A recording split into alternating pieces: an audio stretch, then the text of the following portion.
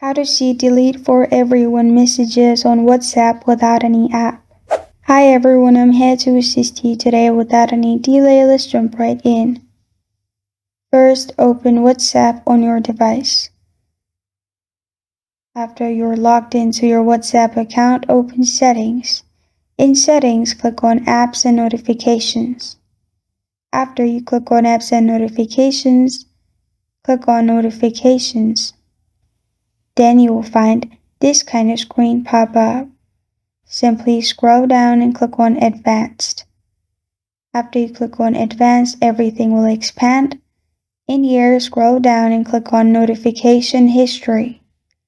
After you click on Notification History, simply scroll down and simply click on WhatsApp. Expand WhatsApp and you will find all the messages that was deleted for everyone in here. And this is how to see delete for everyone messages on WhatsApp without any app. Thank you for joining me today. If this video helps you out, please leave a like and subscribe for more.